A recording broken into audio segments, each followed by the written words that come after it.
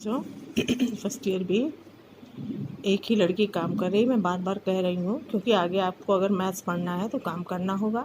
अभी तक जितना मैं करा रही हूँ सब रिवीजन में है जो कि आप पढ़ चुके हैं।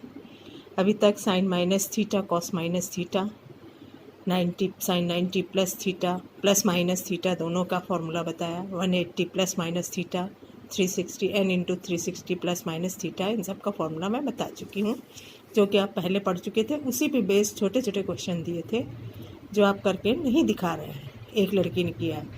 अब ये जो फॉर्मूला बताने जा रहे हैं ये भी आपने पढ़ा है, इसका प्रूफ शायद ध्यान दे के ना करा हो, प्रूफ में मैं समझा दे रही हूँ। कोई ज़रूरी नहीं कि जो कुछ सिलेबस में है उसके अलावा आपका ये बेसिक कॉन्सेप्ट है जिसको आप पढ़े रहिए, और ये पहले भी पढ़ चुके हैं। Sine A plus B is equal to sine A cos B plus cos A sine B पढ़ा आपने। Sine A minus B is equal to sine A cos B minus cos A sine B.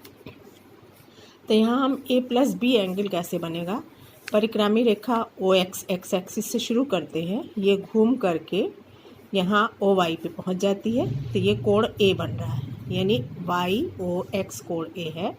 फिर ये और आगे बढ़ करके यहाँ पे ओ जेड पे पहुँचती है, तो ये पूरा कोण ये यहाँ से यहाँ तक का बी कोण है, यानी वाई ओ जेड जो कोण है वो बी है।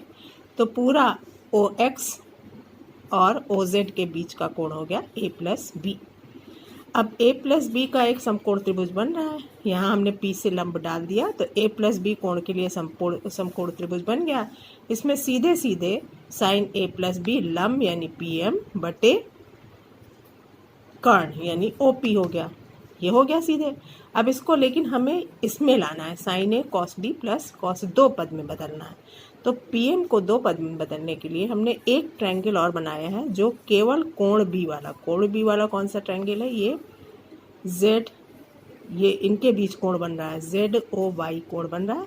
तो यहाँ पी से हमने लंब डाल दिया तो एक समकोण त्रिभुज और बन गया जिसके लिए ये कोण बी है और उसके सामने की भुजा ये हो गई पी एन। पी से हमने यहाँ लंब डाल दिया तो ये समकोण त्रिभुज बन गया पी ओ एन, इसके लिए ये कोण बी है। और कोण ए के लिए एक समकोण त्रिभुज यहाँ से भी बन सकता है, अगर हम एन से लंब डाल दें एन क्यू तो एक समकोण त्रिभुज ये बन सकता है। और एक कोण ए वाला समकोण त्रिभुज और देखो कि अगर हम एन से समांतर रेखा खींचे, ये एन आर, एन बिंदु यहाँ से हमने लंब डाला था, इसी बिंदु से एक्स एक्सिस के समांतर रेखा खींचे तो कोण ए का एकांतर ये कोण बन रहा है। चूँकि पूरा 90 कोण था तो ये 90 माइनस ए हो गया, तो इसके सामने का ए हो गया, यानी जो पी आर एन एक त्रिभुज बन रहा है वो भी समकोण त्रिभुज है जिसमें ये यहाँ ये समकोण है और ये सामने का कोण ए है। तो कोण ए वाले दो समकोण त्रिभुज बन रहे हैं, एक पी आर एन और एक एन ओ क्यू।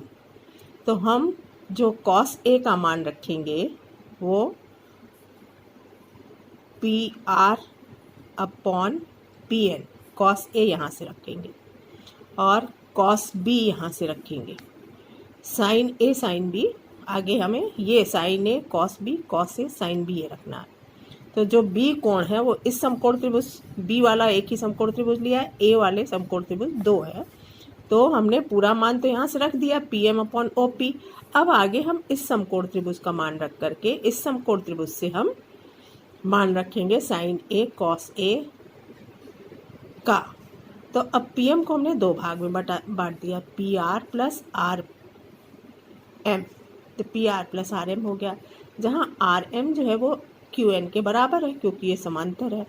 तो P R plus R M को अलग अलग भाग करके लिखा, P R upon O P plus R M upon O P था, R M upon R M को हम लिख सकते हैं एन क्यू, तो ये N Q upon O P हो गया।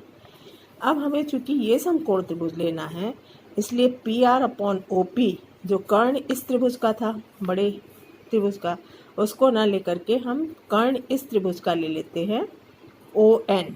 ओ एन कहाँ है आपका, ओ एन ये आधार, इस आधार से हम भाग देते हैं पहले वाले में, तो हमने ये एन क्यू इस दूसरे वाले में N Q upon O N किया into O N upon O P, O N से भाग और गुणा दोनों कर दिया तो ये दो पार्ट में बढ़ गया N Q upon O N. तो इस त्रिभुज में N Q upon O N, इस त्रिभुज में ये क्या हो गया, एन क्यू लंब है और ये कर्ण है, तो ये हो गया साइन ए। लेकिन कॉस का जब लेंगे तो हम इस त्रिभुज से O N upon O P, O N ये है O N upon O P, इस त्रिभुज के लिए तो ओ एन कर्ण है, लेकिन इस त्रिभुज के लिए ओ एन जो है वो आधार है, तो आधार बटे कर्ण इस त्रिभुज का है ओ पी, तो आधार बटे कर्ण हो गया ये कॉस बी, यानी ये हम बी वाला त्रिभुज ले रहे हैं। यहाँ हमने ओ एन जो लिया वो इस ए कोण ए वाले त्रिभुज के लिए लिया, तो ये कर्ण था, और जब हम इसके लिए लेंगे बी के लिए तो ये आधार हो गया, तो ये कॉस बी हो गया। इसी तरह से यहाँ हमने तोड़ा है P R upon P N, P N से हम भाग दे देंगे, पी एन से भाग गुणा, यहाँ ओ एन से भाग गुणा किया, पी एन जो है वो बी वाले त्रिभुज की और ये कोण ए वाले दो समकोण त्रिभुज की ये कॉमन भुजा है पी एन, है ना।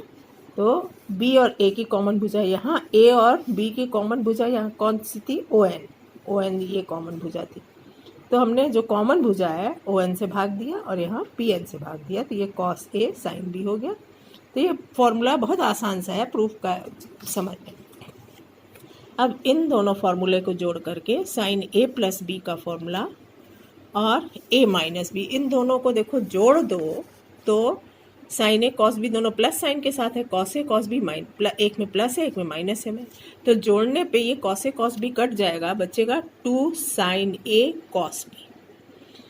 इसी तरह से कॉस के भी फॉर्मूले दो हैं, कॉस ए प्लस बी में cos A cos B minus sign A sine B, और ए माइनस बी में cos A cos B plus sign A sine B. इसको जोड़ने से 2 कॉस ए कॉस बी मिलेगा, यानी दोनों कॉस कॉस मिल रहा है, यहाँ एक साइन एक कॉस मिला था। अगर हम घटा भी देंगे तो कॉस ए साइन बी मिल जाएगा, एक साइन एक कॉस, वो ए और बी कोण हम अपने आप से रखते हैं, किसी को भी ए और बी मान सकते हैं, पहले वाले को ए लिखे दूसरे को बी लिखे, या पहले को बी लिखे दूसरे को ए, उसको कोई अंतर नहीं होगा। तो एक साइन एक cos sine A plus B plus sign A minus B को जोड़ने पे मिल रहा है, और इन दोनों को जोड़ने पे दोनों कॉस मिलेंगे, और घटाने पे कॉस ए माइनस बी में से कॉस ए प्लस बी घटा दो तो 2 साइन ए साइन बी मिलेगा। तो ये साइन ए दोनों साइन मिल रहे हैं घटाने पे।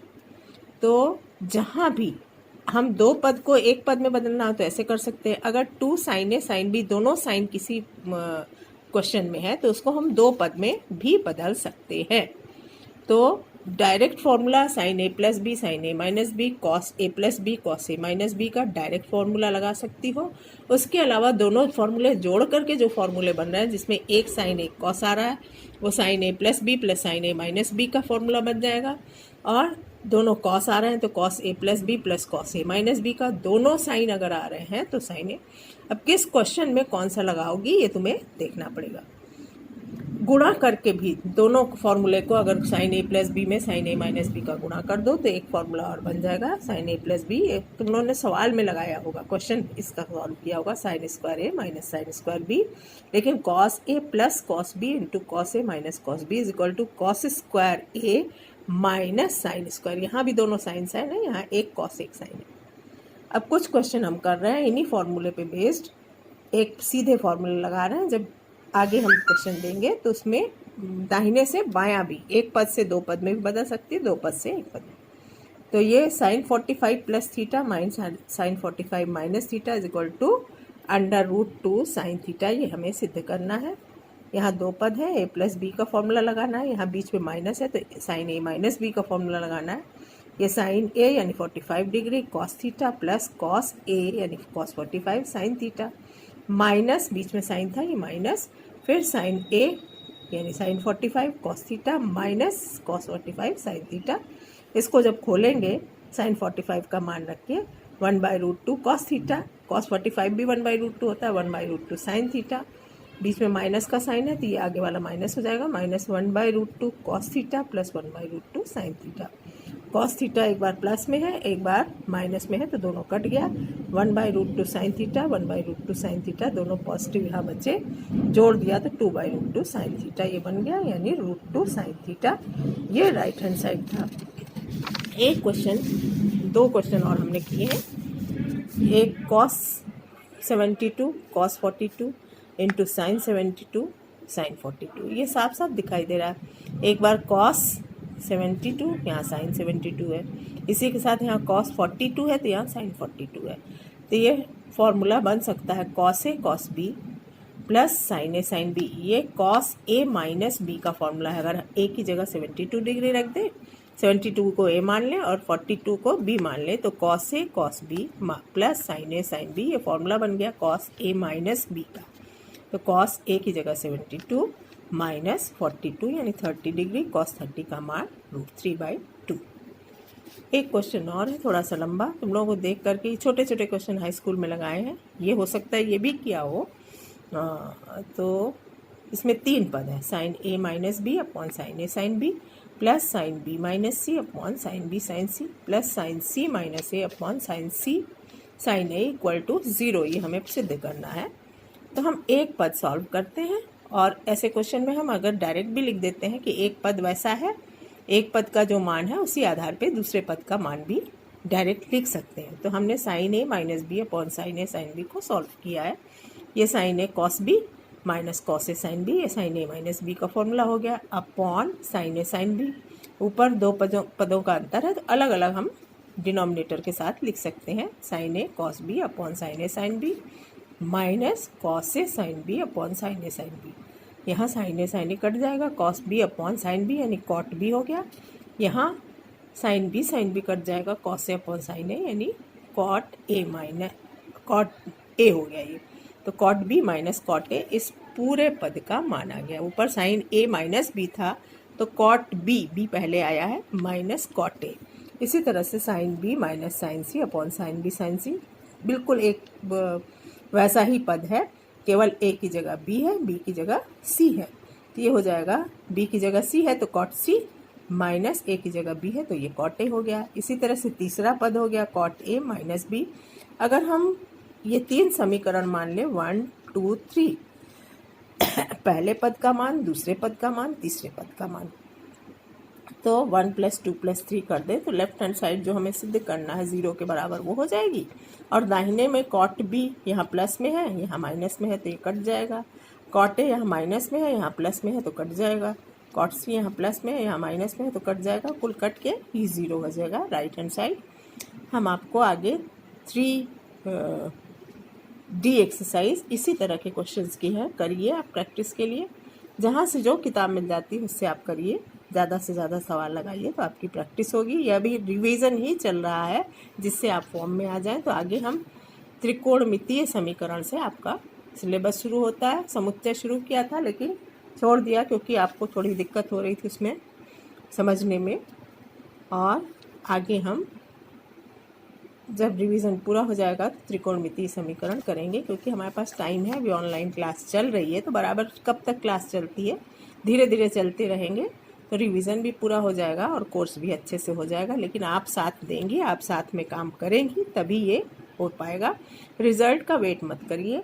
यदि आप गणित में इंटरेस्ट रखते हैं, पढ़ने में और मेहनत कर सकते हैं तो गणित पढ़िए ज़रूर, लेकिन काम साथ साथ में मेरे करेंगे तभी गणित मिलेंगे आपको, नहीं तो नाम काट देंगे गणित से। आप बायो पढ़िएगा फिर या आर्ट साइड ज्वाइन करिए।